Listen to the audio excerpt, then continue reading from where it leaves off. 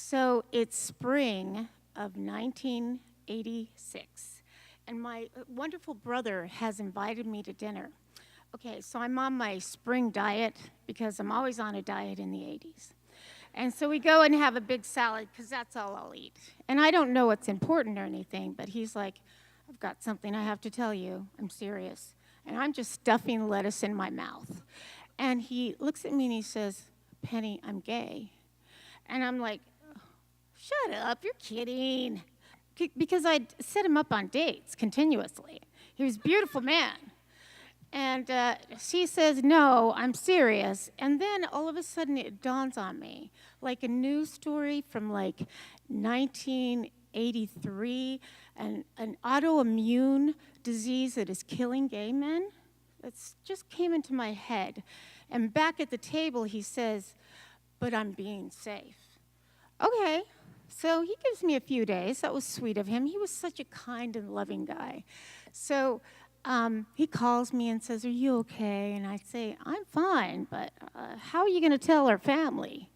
And I'm worried about this. And he's like, I will. Don't worry, I will. Okay, I'll help you if you need me. I will. I'll do it. So he doesn't. And he moves to California. And so come Christmas of 1989, the whole family is coming to Alaska for a big, snowy Christmas. Okay, my parents get a phone call from my brother 2 days before Christmas.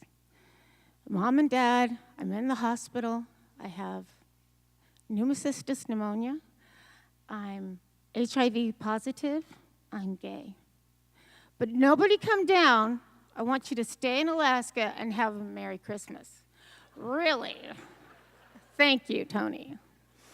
So my dad is a redneck oil guy, and he is flipping out. And my mother is just making plans. She's going to get to her kid. She's just working. She's an unconditional, loving mother. But my dad's angry at all of us. He's angry at all of his kids who didn't tell him. Well, it wasn't our place. We all felt like that. It was not our place to tell him. So it is decided, I'm single at the time, I will go with my parents and we'll move down and take care of Tony. Now, a lot of people forget how afraid people were of AIDS in the 80s. And even walking into his hospital room, I was afraid. I was afraid of that first hug. But as soon as I saw my brother, it was on. We're going to get you better. We are going to get you out of this hospital. We're going to take care of you. And in the hospital, there were all these people who were in the same condition as my brother, lots of HIV-positive people. In fact, so many that they had semi-private rooms. And they had, so they had a curtain that separated. My dad, he decided immediately my brother needed the last rites. We were a Catholic family. So we found this amazing priest that worked in the area with all of the AIDS patients. He was an openly gay priest. And that gave my brother such solace. And he really, really helped my brother a lot. And he helped my father a lot, too. So my dad became really friendly with the couple that was in the room with us, the man, the patient who was next to my brother and his partner.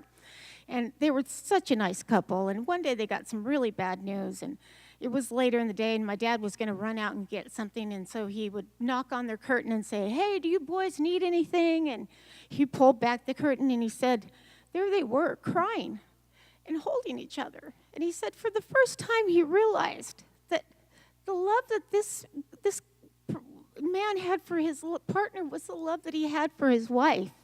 And that love was universal. And when he tells my mother and I this, we're like, wow, that's amazing. It was, everything was happening. He was coming around, and it was a beautiful thing, because loving my brother in those last months was so important. So we had trying to figure out how to take care of Tony, how to get him home. He wants to go home. So we're learning how to use the IVs and help him out. So one day he had a really bad day, and his heart started to slow down. Here comes the crash cart. And somehow I was there by myself with my brother, and there is a room full of nurses and doctors and me. And they're all very concerned about Tony. And they, afterwards, they all leave, and here comes this nurse back in, and he is so fine. He's got on white jeans, he's got on his scrubs, and he's like, "Are you okay?" And I'm like, "Oh, my brother, help me."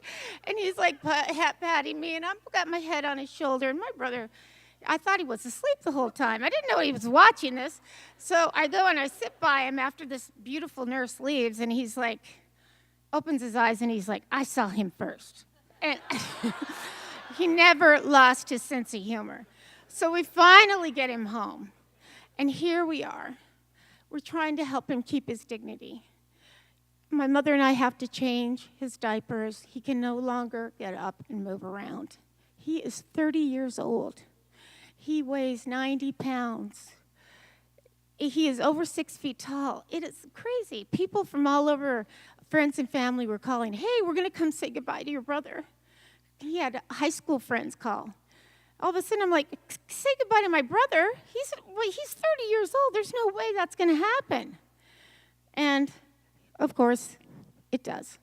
So, April 7th, 1990, Tony passes away. And about in the middle of the afternoon, I watch the life leave his face. And what's worse than watching my brother die is watch my parents lose their child. And 3 short years later, they develop a cocktail of drugs, and people are living with HIV, like diabetes. It's incredible.